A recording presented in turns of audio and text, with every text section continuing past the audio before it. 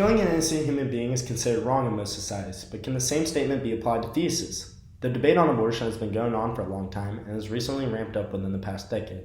This debate lies on the premises that fetuses are or are not a being who can be terminated morally. Pro-choice and anti-abortionists rarely come to an agreement, but rather a standoff. Even though the view that abortion is morally wrong has received little support in recent history through literature and media, Don Marquis takes the time to demonstrate that it is in fact morally wrong to end the life of a fetus. Marquis points out the major flaws from both sides of the argument and develops his own approach by analyzing the ethics of killing. His essay purposely neglects some aspects of abortion, such as an abortion after rape, but instead focuses on deliberate abortions. I will dive into Marquis's analysis of the ethics of killing and explain how he got to the conclusion that the majority of deliberate abortions can be put in the same category as killing an innocent human being. Let's begin by looking at the standard arguments for anti-abortionists and pro-choice advocates. The typical arguments for both sides have similar flaws according to Marquis. These flaws render a favorable view to their own opinion on the morals of abortion. A typical anti-abortionist will argue that life is present at the moment of conception, or that fetuses possess enough characteristics to make them a human being. An anti-abortionist would believe that this claim is obvious and sufficient enough to prove abortion is murder. The pro-choice argument has many structural similarities to their counterpart. A pro-choice advocate will argue that fetuses are not persons or social beings. Again, they would claim that this is simple enough to prove that abortion is not murder. Both claims can be seen as true, but the debate isn't resolved. Regardless of the side people are on, they will claim that their position is supported by generally accepted moral facts, such as it is always prima facie seriously wrong to take a human life, or it is only seriously prima facie wrong to take the life of a member of the human community. This leads to a standoff. So how does Marquis approach this stalemate? Marquis approaches this by showing how each side loses their credibility under analysis. On one side, an anti-abortionist will defend the principle of the wrongness of killing. This is a broad argument that has some holes. If it is always wrong to kill human life, then the killing of human cancer cell culture would be wrong because the culture can be defined as human and living. A fetus can be characterized as human and living, but it is not clear that a fetus is a human being. On the opposite side, the pro-choice argument can be considered too narrow, because they argue that fetuses do not fall under the argument that it is only wrong to kill rational agents of society. This wouldn't explain why infanticide or killing off special needs is wrong. Pro-choice advocates have a hard time connecting between psychological personhood and personhood through morals, as anti-abortionists have a hard time connecting the gap between being a human biologically and being a human morally. Both sides see the flaws in each other's arguments, and again we have reached a standoff. This is why people of each side embrace the generalizations that support their own conclusions and reject the generalizations of their counterparts. To come to a better conclusion, one must understand why the killing of adult human beings is wrong. So ask yourself, is it wrong to kill people, and why? The ethics of killing can help us understand this divided debate on abortion. By looking at the effects of killing on the victim, we can understand the immorality of murder. The loss of life deprives one of the experiences, activities, and everything that makes up one's future. Killing someone is considered wrong because it results in the greatest possible loss to the victim. The effects of the killing on the murderer or the ones close to the victim are heavily outweighed by the victim's loss. Once one's future is taken away, they are deprived of all the values that is stored in their life. They are deprived of what they currently value and all the things in the future that they would value. This claim can be directly supported in multiple ways. First, no crime can be compared to murder, and that explains why the crime of murder is regarded as the most heinous of crimes. The harshest punishments are often dealt out to murderers.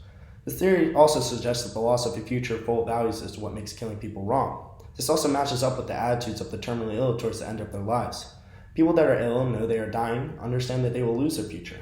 Marquis's ideas of what makes killing wrong can give us insight to other ethical issues. For example, the idea that the loss of a victim's future is what makes killing wrong suggests that active euthanasia can be permissible. A severely ill patient who is severely depressed and in pain that wishes to die will not have suffered a loss if they are killed. These all have consequences on the debate of abortion. A fetus's future includes the same sets of experiences, activities, projects that an adult and child have. Having a valuable future is not the same as having personhood.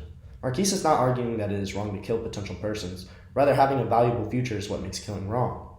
The wrongness of the wanton infliction of pain on animals has similar structure to the central argument of this essay. It is wrong to inflict pain on a person, but what makes it wrong? The infliction of pain causes agony, and this agony is what makes inflicting pain wrong. Let's finish by discussing the counter-arguments presented to the future like ours argument. Objections to the future like ours claim have different implications, but still do not hold up. These are other arguments that attempt to overturn the value of Marquis's argument.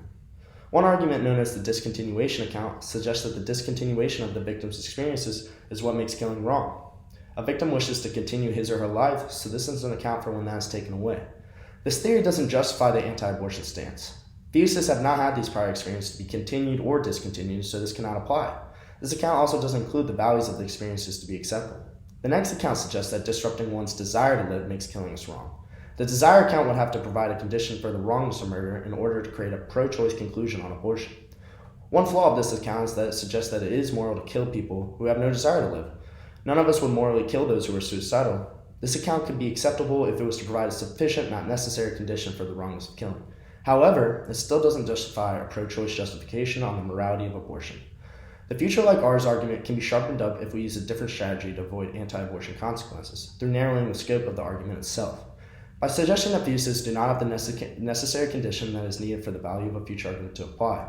This condition is that it is necessary for one to value their own future. Due to this theory, people may argue that since fetuses cannot value their own futures, then it is not immoral to deliberately have an abortion.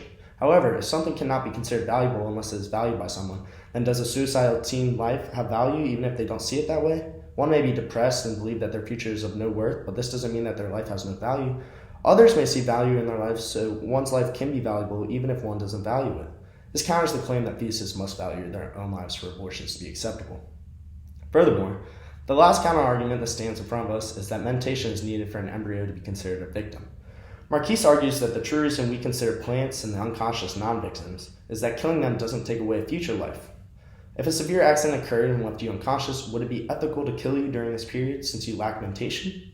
This theory attempts to deny the fact that all fetuses do fall within the scope of a future like ours argument.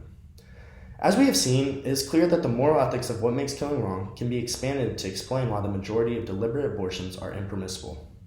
By analyzing and discussing the flaws of the standard arguments from both sides of the aisle, Marquise creates his own unique approach through the discussion of the ethics of taking a life. Marquise proves that abortion is morally wrong because of the future it deprives the fetus, and the opposing arguments contain flaws that don't hold up under further examination. Thank you.